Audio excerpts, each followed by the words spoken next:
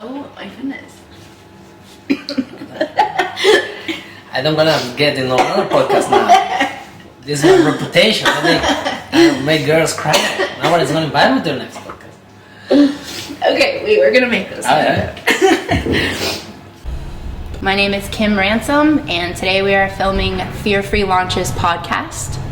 We are trying to inspire and motivate other potential entrepreneurs to get out there and create new income streams for themselves. Okay, friends, we are here with another episode of Fear Free Launches today with my friend Fernando Gomez here in Shoreditch, London.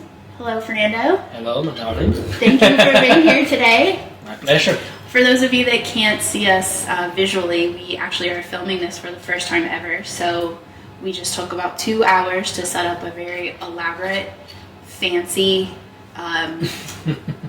set here for this podcast. So we are doing something for the very first time that we've never done, all thanks to Fernando. So thank you. You're welcome. So I wanted to interview Fernando today because I think that he is a fantastic person to talk to for those creatives out there that are looking for a way to transition into working for themselves. I think there are a ton of people out there that do creative work on their own on the side and don't really know how to parlay that into full-time work for themselves. So I think you're a great example of how one can do that. So I wanted to ask you some questions. Yeah, so first of all, so we're sitting in London. Tell me how you got here. Recently I got here like 3 years ago after being in Miami for a year and a half or something. Okay. Another 3 years before in Berlin, Germany too.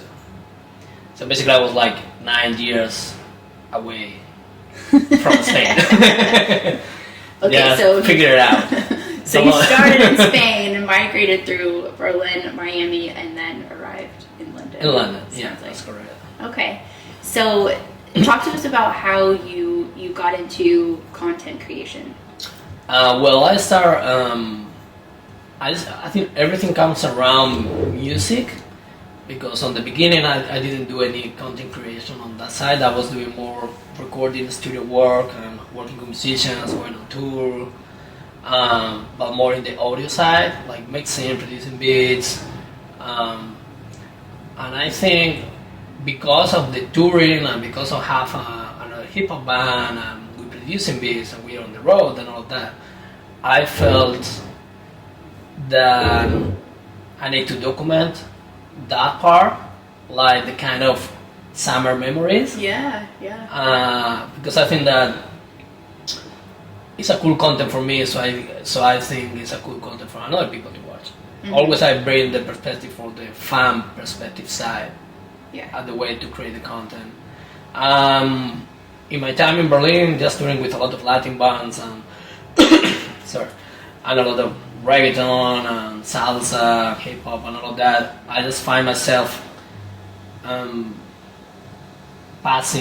going through recording sets to stage manager to with a GoPro, just making kind of vlogs before knowing what I was a vlog. Mm-hmm. And there is basically my mission was like compilate videos with funny stories to come put in internet about how cool was our trip. The kind of summer, that's what I said, is the kind of summer trip kind of thing.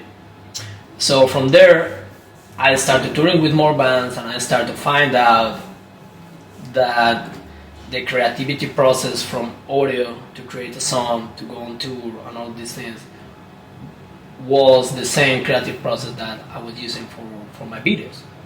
So I didn't have any idea what to do with the camera, as nowadays I have more things to do, but basically even this is fancy that equipment that I was using on my past, because we were doing interviews with GoPro 2 or something. Yeah. That even the audio sags, low light is horrible, and we were doing like interviews in nightclubs. So can you imagine how messy like, yeah, was the beginning? Well, but at that point, was anyone really using fancy equipment and doing what you were doing? Exactly. So that was the point, filling the gap. Yeah. Filling the gap of nobody's doing that, and I think that could be half a potential market. In that case was Germany, because we felt that the potential market, this gap was because of the language, that what we don't have any Spanish or any Latin content around TV or blogs or whatever. That was before the blogs, but it's like not so much content in YouTube about that because of the language, because you need to speak German first. We feel like we can do our thing because we have already market, because we're already playing and people like it, right? And nobody's doing that. So you guys were kind of innovators there. You could do kinda. That was like, if nobody's doing it, just test it out and figure out if it's working or not. Right.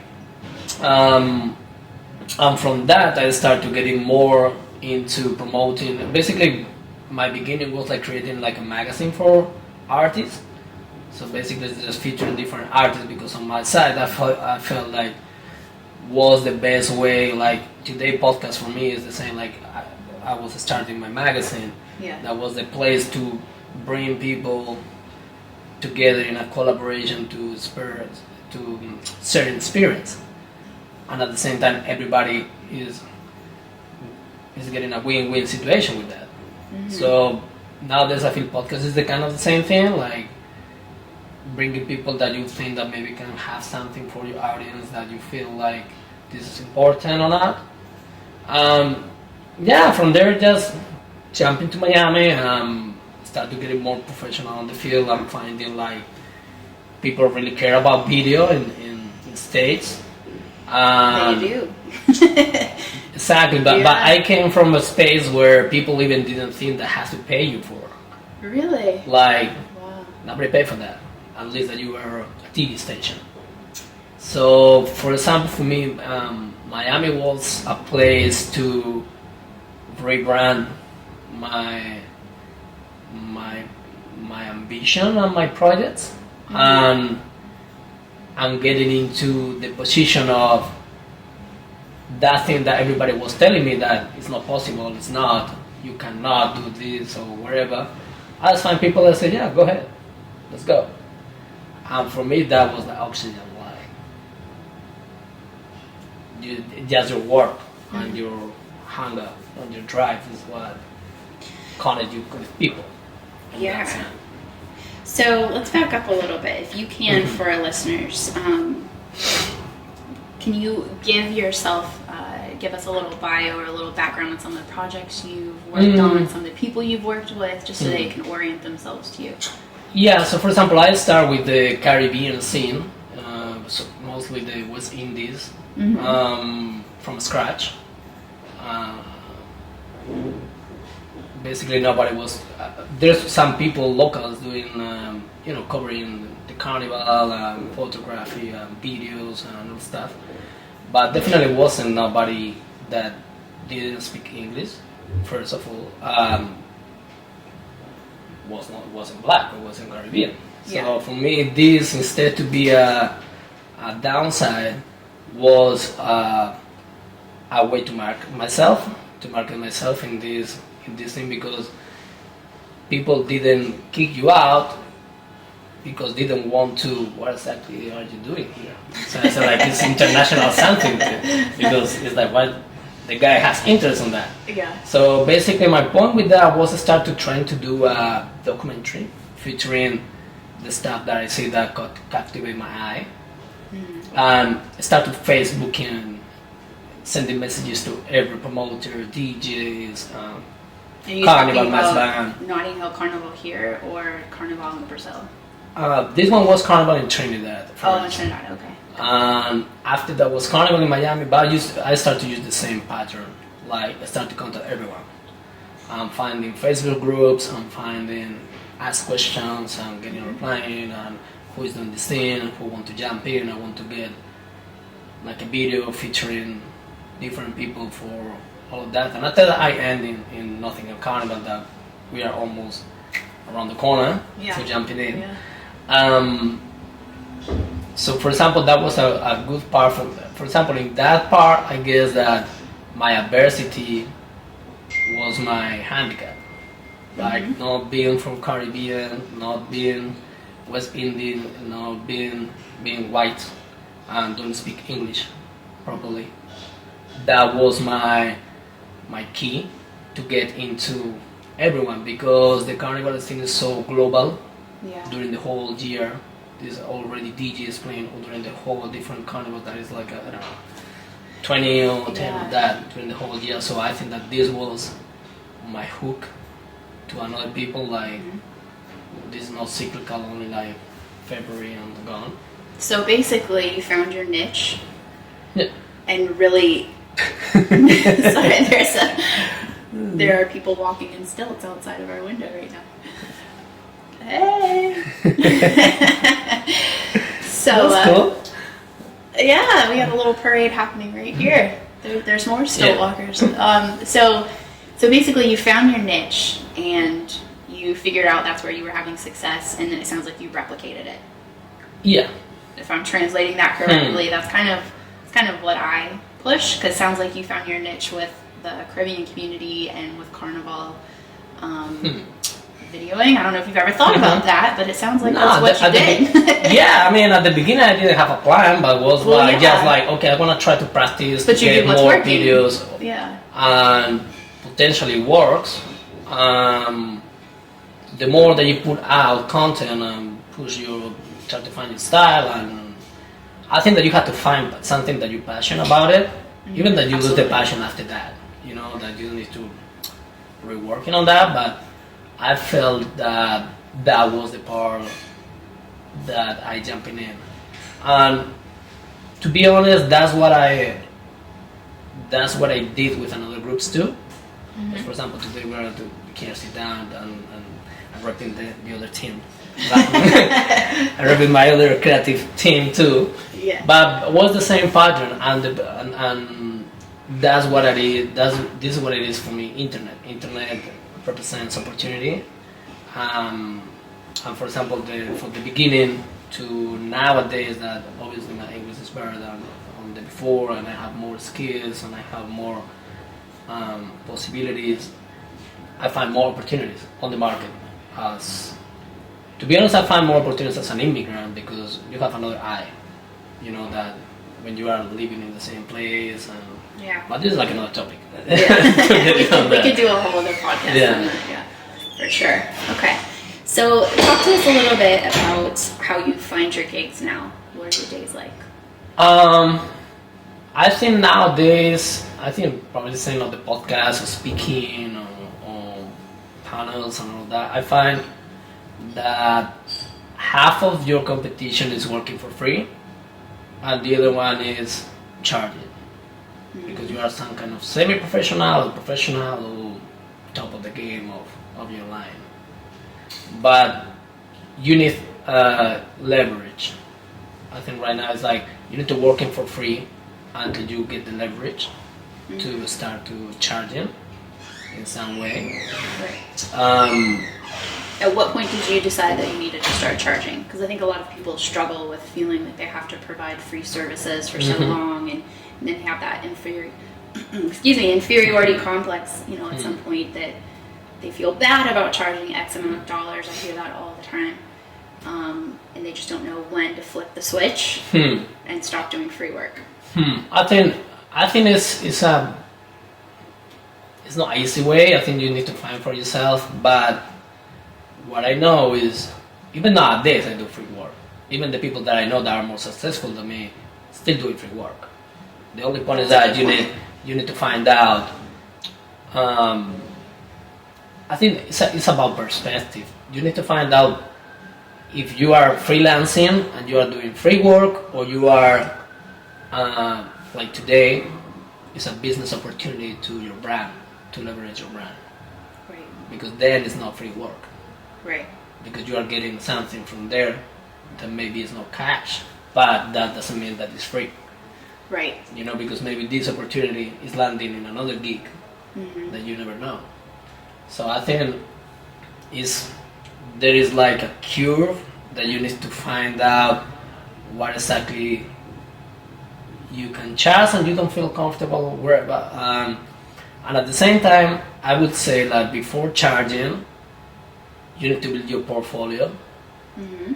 The point is, like, as I said before, we're living in a market that half of people work for free and half of people charge. You need to find out what clients want to pay for the services too. You need to stop focusing in the free work, because the free work is always going to be there. Right, exactly. There's never going to be a shortage of people that say, no, don't give me free stuff. Exactly. So, the point is, like, what all of that is reporting to you. So I guess that you need to do some kind of, I think this is personal, because you know at what point you say, no, I don't do any more this for that money, or I don't do any more this job. So it's like you still know. But if you want something like more practical, I would say, like, work a year for free and do all the stuff that you. The point is, like, when you asking for, sometimes you get how do you say it? Like, you beat your tongue, you know, and you feel like down, and it's like, I don't know, because it's always this wild west, this kind of stuff. But I would say, like, one thing that I did is I worked for a year for free, not for free, but I worked for building my brand. Okay. That means that I've been on all the podcast. Now this is podcast, so it's like, if you are doing podcast, try to get everyone that you can on the podcast, the most talented people that you can, to bring exposure to your stuff. But after a year, the same people that I work for, I ask him to charge a minimum amount of, for example, to bring the cameras or bring your kit rental. I don't know, a minimal amount to start to work. Right. So you went back to them and you asked them for work. Exactly. It's like, we're working for a year. We're doing this thing for free. Yeah. And right now, I would like you know, you want to keep working with me. Gotcha. In the next projects, but for bringing you more value to your services, right now I'm charging this amount for my skills, for the gear, or whatever you want to bring. But always in the sense, like, value to people, because I find, like, a lot of times you get caught for, I just bought this camera or whatever, but it's like people really never thinking about the client. What are you giving them for more? Because they don't care about the camera. Yeah. They care about, usually my job is solve problems. Yeah, exactly. 80% of the time. Yeah. So if you are able to make your client make money, they're willing to pay. But if you are just doing, like, okay, for fun or whatever, this person is not going to ask you for paying this extra. Right. If they are not seeing results, because at the end of the day, we're in a business world that you need to get results for their relationship. Right. And if you're asking people to make investments in you, then you have to be aware and cognizant of giving people the return on their money. So that's fantastic that you are a person that keeps that in mind, because you don't find that every day. Exactly. And one practical tip is think about the Pareto theory that basically says the 80-20 rule. Yeah. That 80% of 20% of your clients is what is going to bring 80% of your income, and the 80% you don't need that people. You need to find this 20% of people that are willing to work for. I think I talked about that in the first or second episode, and I could talk about that for hours because it totally spins off into that everyone is not your customer conversation. And that is really true. So this is really true. And in the world that we live in nowadays, I think that people forget that, you know what, I'm not a client for everybody. And there are going to be people out there that I don't match with and that I don't mesh with, and that's okay. Doesn't mean anything about me personally. You know, somebody's offering a service I might not be a best customer for, and vice versa. But I think this coming from from our perspective, I always say that you are not good enough and you're not gonna find anyone more than that, or the sense that you put outside and you say like, this client, and you hope that this client is gonna pay you bills all the year, and it's like you need to find more than one client to work for. Usually I have a rule that is like, at the moment that you can find 10 clients that want to work with you, you don't need more clients. Because you don't need to work with more people. You need to work with less people that pay you more because they trust in your vision. So it's like, if you get 20, next year you're gonna try to get 10. And whatever don't want to pay for it, it's not your business. But first of all, you need to get that list, and this takes time. And sometimes we burn out with, you know, like hustle and all that. But I think at the end of the day, it comes back for how do you help your client. Having that serving mentality and just because some people are only looking for, I just need somebody to take pictures. That's it. But sometimes you find another opportunity there when you show up and show the work, and now my product is 10x because of these people that I didn't know that you could do that. You know, so it's always a liberty stuff. But I would say that you have to work for free, work in the things that you want to work. Never work for money. Well, how did you manage that? How were you able to take a whole year and work for free? Because I know in real life, I don't think have bills and kids and. No, but that's a good point, because I think people are so flat. Like, you have to work for free for a year. You cannot afford live for a year. You don't have savings, so you can afford yourself to live for a year. Don't work for a year for free. The point is like, has to start as your side job, and at the moment that your side job start to get leverage with your full-time job, start to work less hours in your job. And at the moment that you get more income from your side job, quit your job. If you can afford quit your job and live for a year and working for free, go ahead. If not, like the rest of the people that we have like 2 side jobs or 1, whatever, it's about, Gary Vee say one sentence, it's about what you do from 7 p.m. to 2 a.m. in the morning. What make your side? Start to watching Netflix, start to do other stuff. It's like, keep doing your 9 to 5 until you can quit your 9 to 5. But there's a lot of time when you get in that routine. Tony Robbins said too, like, people reward publicly what you train privately. So the point is not getting an extra job, is focus your time, make time to get that. How are you making your priorities and things? And I think some people struggle with knowing when to quit the full-time job and when to jump, kind of when to take the leap. And that's a tough one, because there's no hard and fast rule there. You can't, there's no blanket rule, you know, there's no formula. When this happens, then this. I think also coming because everyone now believe in everything's fast and everything has a 5-step to success, and in 1 year you're gonna blow out. But doing things like that, you show the people that is not what Hollywood said, overnight success. You know, that is like maybe 10 years on the road or 5 years. If you open a business, usually the first 5 years, say that the average is that you're gonna going up. You don't profit until. Or even you're gonna fail in the first 8 years. But people don't put that mark on the side business because they think that it's gonna go out. And after that, this another good. It's another good point that you have when you start to getting gigs. Is like, maybe you get a good gig. Then you say, okay, I get 10x for that. And you expect that this is going to be every month. Because you get that, and it's like, damn, this is not coming every day. No. This probably come too.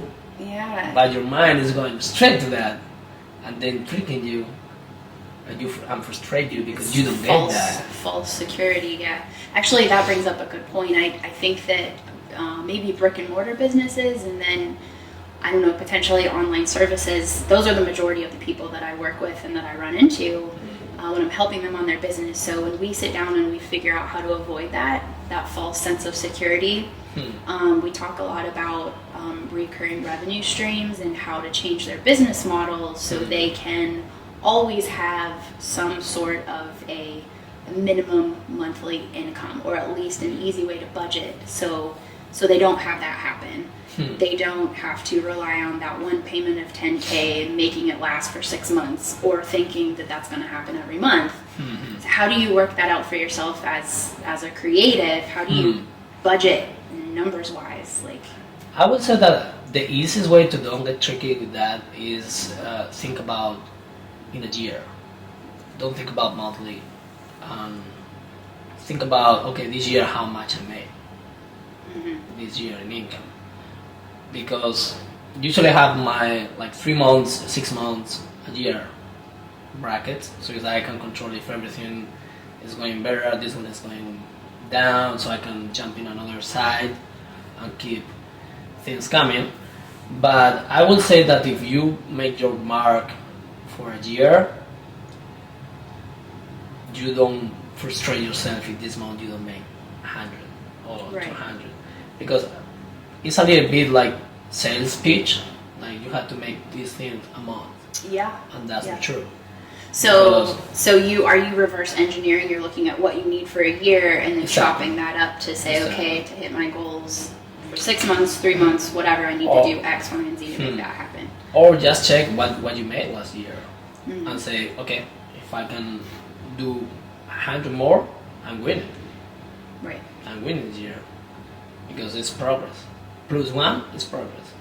The only point is sometimes you screw yourself and say like, okay, this thing is not getting, you burn out. You can burn out easily. That's what happened with your freelancer. And one thing that's one thing that I do is that year I make like goals and marks, and to be honest, if you write down this, I don't know if it's in my case, I think that your mind is there.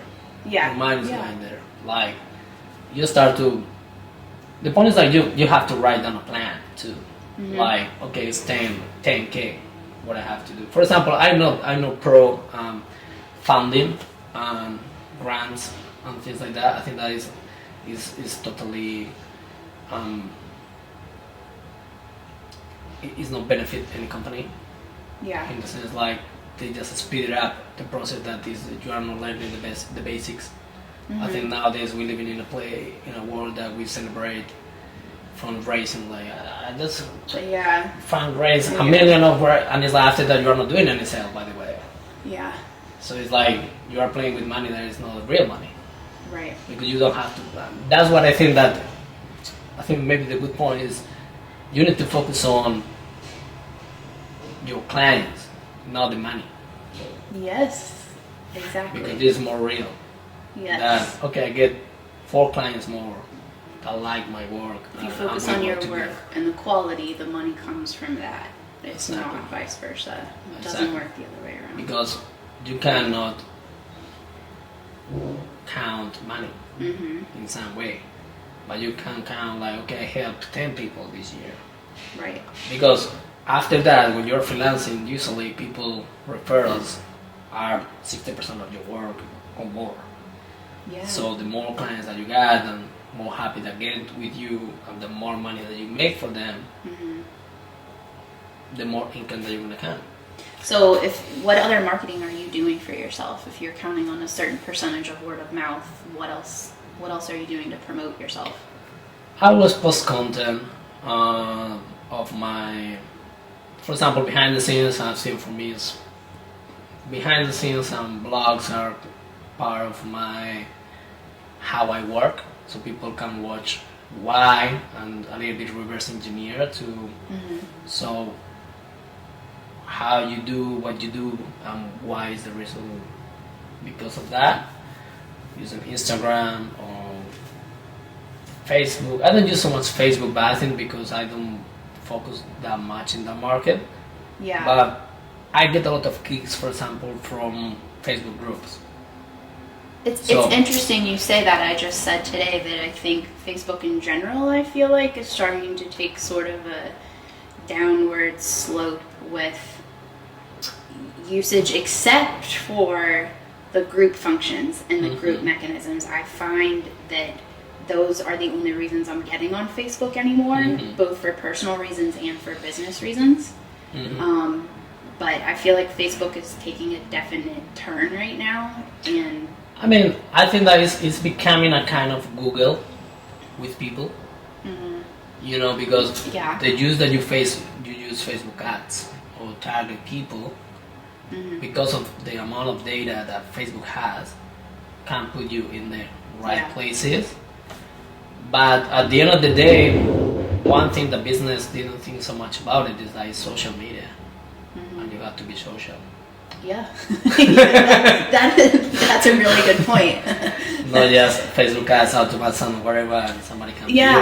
Yeah, that's the thing on Facebook. You know, you can take out an ad, and we do like a general brand awareness at all times, and then when we're having events, we'll bump up for 2 weeks targeted Facebook ads.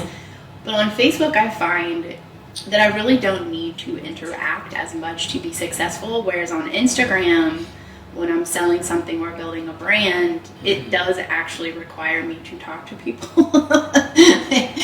You don't think about that so much, but especially for a platform that's all based on pictures and visual content, I think that people forget that, especially in the beginning, you do have to put time and effort into actually being social on social media. Yeah, because it's like after that, depending on how successful you are, even you have cases, Gary Vee is still responding to people. Yeah. And that's right. I think last time was, I think a couple of weeks ago, they started a new move that is like texting. So keep the number and people texting and stuff. And I just see artists like Jesse Reyes, that is a Colombian singer, using with the fans.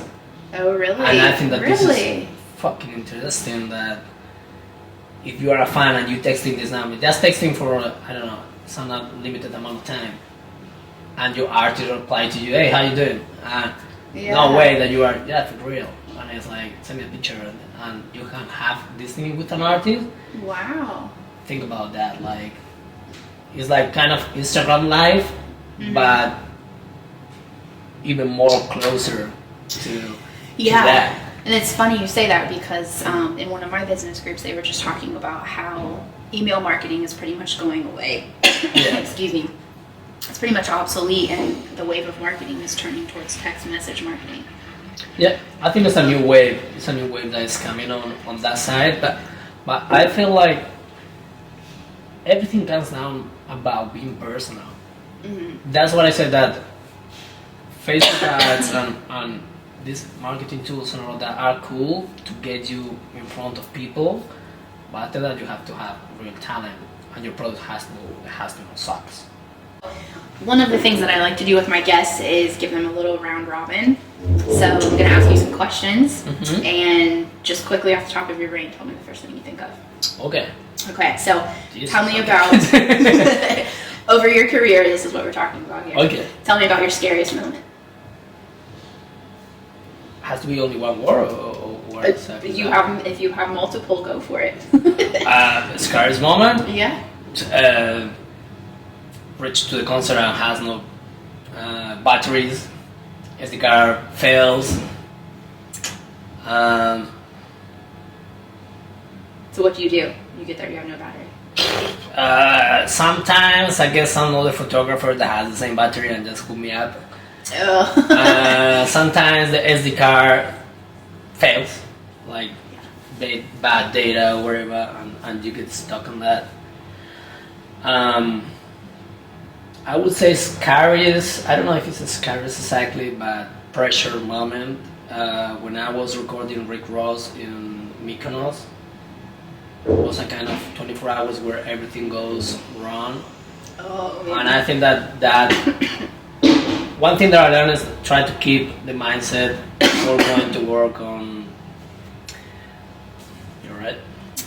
Barely. A little bit of a cold here. Yeah, so I think where I train myself is to keep everything in. Everything is gonna go in bad. Everything is gonna go wrong. Mm-hmm. Everything goes wrong. This one is gonna fail, or this thing. So what can I do? And get myself in that position before every gig. Lastly, here I want you to tell me, real quick, 30 seconds or less. Give me your funniest experience on the job.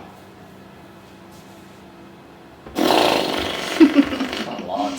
Testing, you know.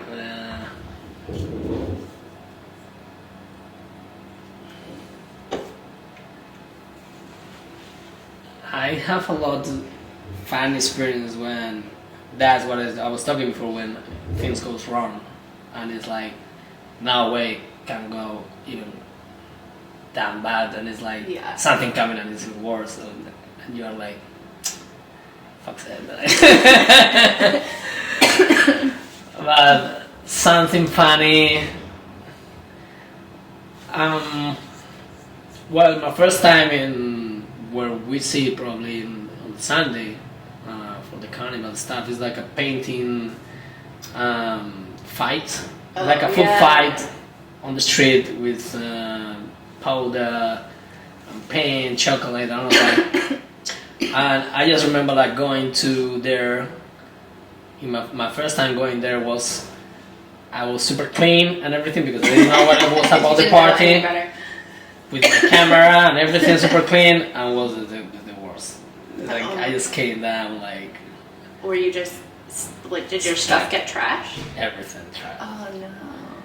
You cannot stop everyone, you know. After I just cover everyone with plastic bags, just rubbing around the cameras and everything. I said, for that. Then you got smart, right? Yeah. Right. I can't even imagine. I'm so pumped. We're going to Notting Hill Carnival Sunday and Monday this week, so you will be there. Will I see you there? Mm-hmm. Okay. I'm super nervous. Alright. Just enjoy yourself. That's what everybody does. Yeah, it's gonna be a good time. It's like a freedom party. Just express yourself and that's it, having fun. Oh, I'm so pumped. I'm so pumped. Okay, well, tell everybody where they can find you if they want to follow you or get in touch with you.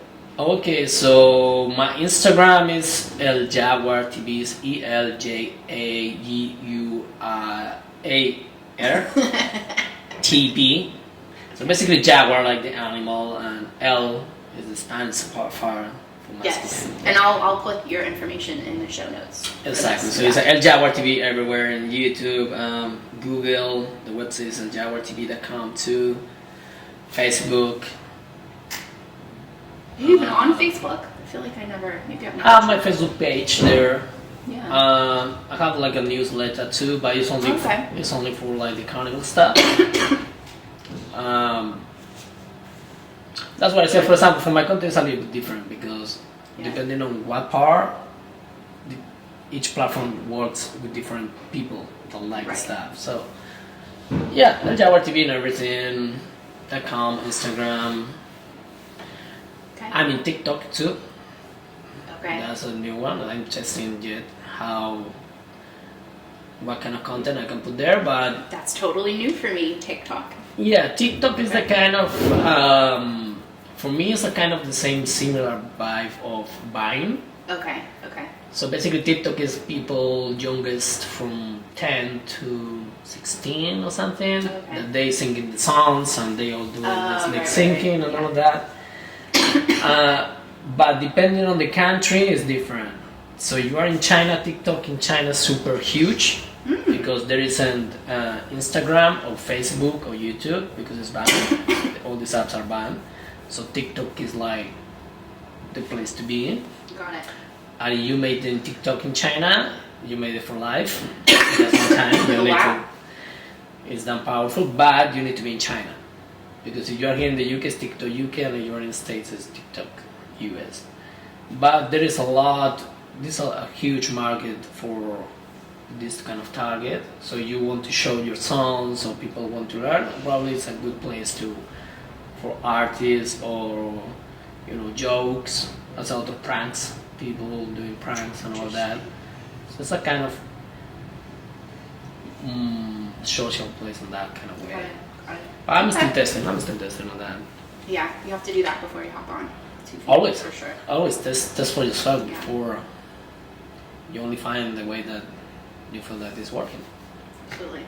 All right. Well, thank you for bearing with me through my coughing fits here today, and the parades outside, and the man sitting in the corner over there making faces. So we had a good conversation today, and for sure check the show notes so you can find Fernando's information and his handles, and go follow him and check his work out. Thanks for having me. Thank you so much. All right. Fear Free listeners, make sure you get out there and share this podcast today. Hit the review button, give us a couple thumbs up. Always. Whatever you do on there, and keep doing it big, guys. Talk to you soon. Bye-bye.